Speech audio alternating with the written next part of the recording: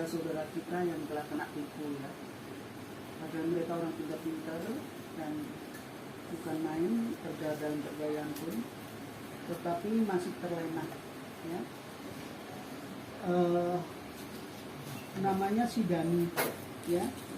Dani ini waktu Eyang kenal itu sudah 15 tahun yang lalu, tetapi dia masih pakai pakaian tentara pada waktu itu di Batam.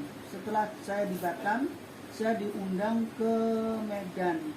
Medan itu namanya Bos Sumbul, orang terkaya di Tuntungan.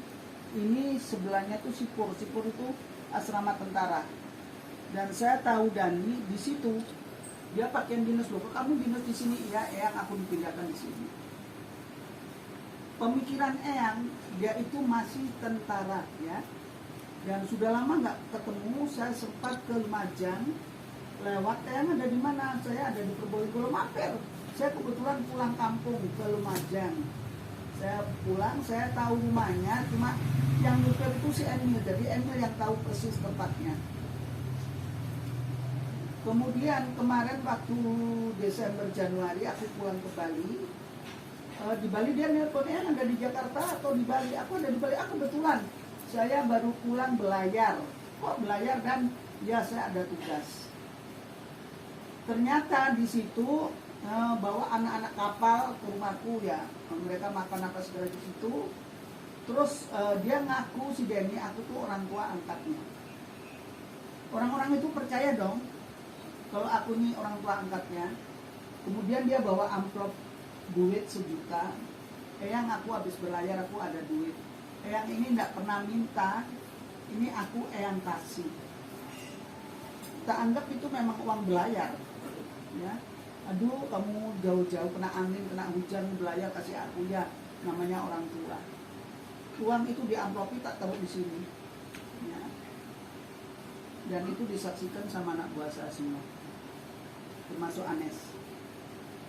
Udah selesai itu, Eyang kalau pulang kampung kan ke pura-pura ya, ke Pura Besake, ke Dewa Sakti, pokoknya keliling ya. Dalam 1 bulan itu pengisian Eyang hanya ritual. Kemudian tahu-tahu di sanalah terbukanya kasus semua itu. Saya mempunyai manajer namanya Adam. Ini namanya Adam. Ternyata waktu saya sakit itu Adam yang menghandle semuanya. Orang-orang itu transfer ke rekening dia semua. Dan dia ketemuan itu di hotel. Yang dia kantongi uang-uang daripada pasien-pasien hampir 300 juta. Ada orang dari Singapura, dari Jerman, dari mana-mana. Pasien Eyang kan dari Taiwan, dari mana-mana ya. Jadi itu ada bukti transferannya semua di sini. Itu hampir 300 juta. Dan itu dengan sendirian terbuka karena ada namanya Indra. Itu bilang, Eyang kenapa Eyang puter giling? Ternyata istri saya tambah lari. Saya bingung dong, kapan saya puter giling? Karena saya nggak pernah merasa dia berhubungan sama aku, kok puter giling. Berapa lu bayar ke Adam? 24 juta. 1 orang. 2 orang ada dari Cimahi. Orang dia bos beras. Bos beras ini tahu-tahu nyusul ke Bali. Aku bingung, kok orang ini nyusul ke Bali ngapain? Ternyata katanya dia minta ruatan sama Jujung Derajat. Orang itu sudah transfer dan sudah. Mana uangnya? Aku mau beli kambing kan. Kalau Jujung Derajat itu kita membagikan makanan kepada fakir miskin yang ada di jalan ya. Tetapi dia yang ganja. Setelah orang itu aku ruat, setelah orang itu Jujung Derajat, aku minta uang. Mana Dam? Nanti yang dia bilang kena corona, dia harus dikarantina. Mana Dam, kamu transfer? Aduh Eyang, aku kalau ngeliat HP itu aku kunang-kunang kepala kunyit. Ya udah, aku toleransi.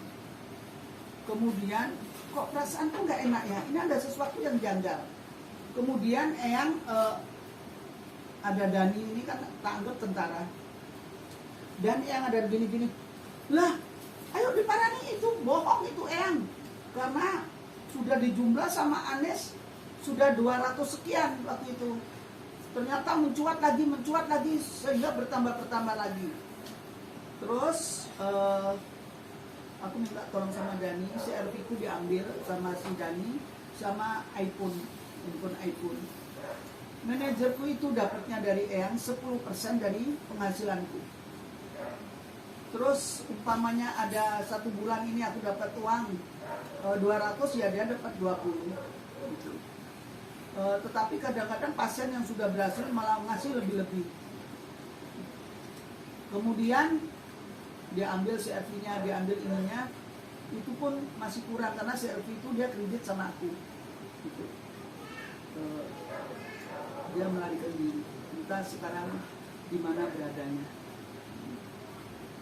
Sudah aku tulis di TikTok, di WhatsApp, di Instagram dan di FB bahwa anak yang bernama R. Idam bukan lagi bekerja sama dengan yang nanti ada, nanti di chat di FB itu ada per tanggal 10 Maret sudah lagi bukan manajer Eyang Rafi ya. Segala sesuatu yang dikerjakan dengan dia di luar tanggung jawab Eyang. Kemudian anak ini yang namanya Dani ikutlah ke Jakarta mendampingi. Setelah di Jakarta aku praktek seperti biasanya. Kalau aku di dalam, tahu-tahu ada Pak Gun, tahu-tahu ada Yosi. Mereka berbincang-bincang, omong-omong, tahu-tahu kena kilit, kena, ya nggak tahu kena apa. Kemudian mereka tahu-tahu nitip duit untuk bikin investasi itu tadi. Ada yang 68 juta, ada yang sekian, Pak Gun kena 5 juta.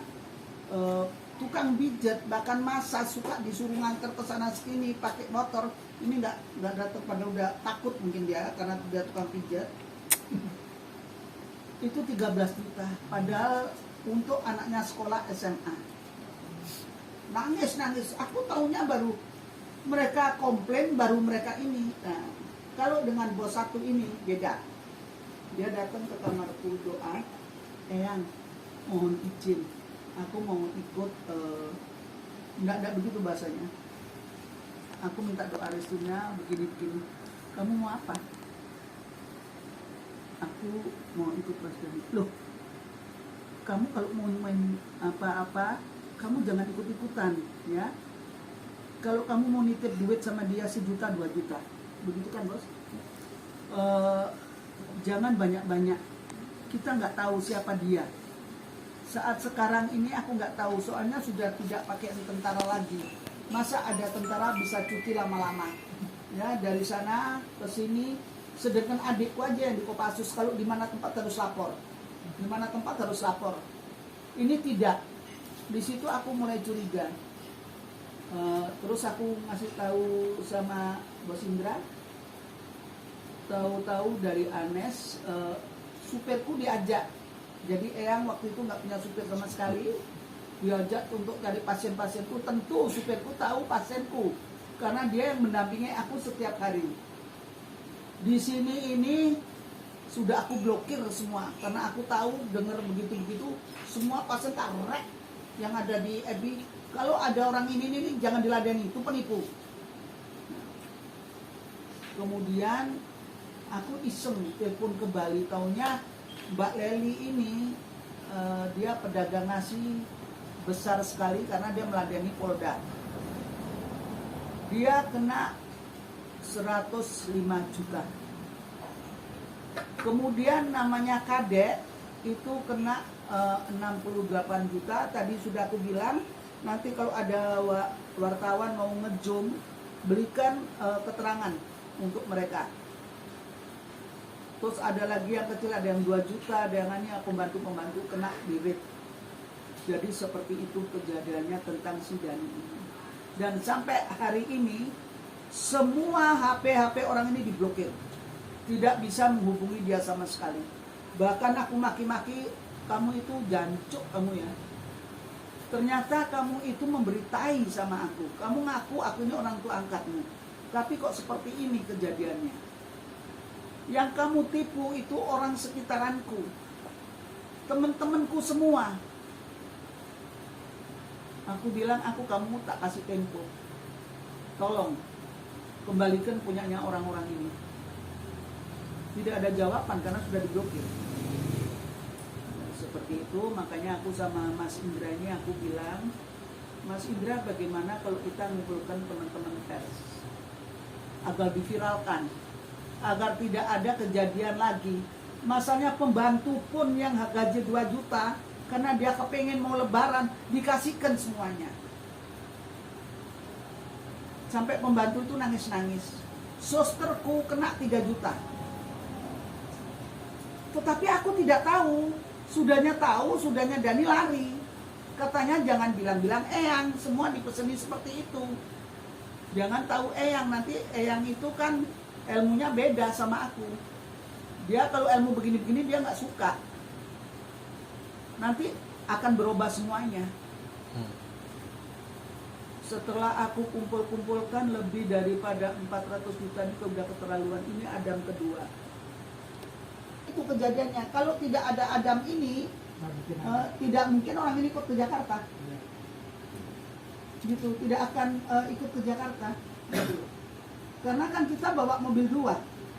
Tapi secara hubungan keduanya ini ada hubungannya. Ini manajerku. Ini jarang ketemu. Kalau ketemu itu dibilang 5 tahun, 3 tahun sekali. Tapi setahu saya waktu itu dia tentara. Kalau sekarang lepas bukan tentara karena terus terang aku kira sekarang ini bukan tentara. Kalau tentara itu wajib lapor. Di mana tempat dia mesti lapor dan tidak akan cuti berhari-hari seperti itu. Saya membaca bahwa ada Paling-Pong di antara Oh tidak, karena mereka sama ini tidak kenal dan tidak pernah ketemu. Dan sekarang sudah menghilang dua-duanya. Menghilang, ini menghilang dengan sendirinya. Waktu orang ini masih ada di Jakarta, ya. Kalau ini mungkin dengan supir saya kong kali kong, karena supir saya dibawa pun sama dia, gitu. Supirnya masih ada sekarang? Nggak ada. Sudah hilang juga? Hilang juga. Berarti supirnya ikut dengan Dani. Karena si Dani ini terus terang kemana-mana sama ini, sama Dani, sama si Koplo. Aku panggilnya Koplo, nama sendirinya Akbar. Si Koplo itu dibeliin sepatu seharga 2,5 juta. Siapa yang nggak seneng? Seorang supir. Terus dia nitip uang gajinya sejumlah 4 juta, jadi 11 juta. Dipancing begitu, siapa nggak seneng? Beliin baju, otomatis aku ditinggal. Dengan gaji cuma 3 juta ya ditinggal aku. Sampai sekarang ini. Kejadiannya per tanggal 5 Maret. Si Koplo hilang dari aku, si Dani juga lepas dari sini. Karena si Koplo itu bayarannya setiap tanggal 25. Tanggal 25 Maret itu gajian. Kalau yang sendiri kerugiannya berapa? Aku Dan nggak merasa dirugikan karena aku tidak tahu menahu, taunya sudah mencuat, semua sudah heboh. Berarti bermain di belakang Eyang ya? Alasannya mereka jangan tahu Eyang, dan mereka kenapa manut? Padahal mereka itu teman-temanku loh. Seperti Mas Indra itu ngelepas uang segitu besarnya kok manut gitu loh. Mas, kamu tuh orang pinter, wartawan lagi. Ini yang berat. Itu nama Eyang dibawa-bawa lah masih Dani. Iya. Mencatut namanya. Iya, seperti Adam ini juga mencatut nama saya. Jadi ke pasien-pasien saya ini ada bukti-bukti transfer dari pasien. Kerugiannya hampir sama. Tapi kan kalau si Adam ini bilang ini, dia yang bilang tadi ya, kalau aku tangkap, dia mempraktekkan kemampuan Eyang juga, ya kan? Iya. Beda kan? Jadi kasusnya kan dia memanfaatkan. Jadi anak ini kalau si Adam ini masih bergerilya ke pasien-pasienku. Contohnya ada WhatsApp yang aku dikirim sama pasienku per 3 hari kemarin.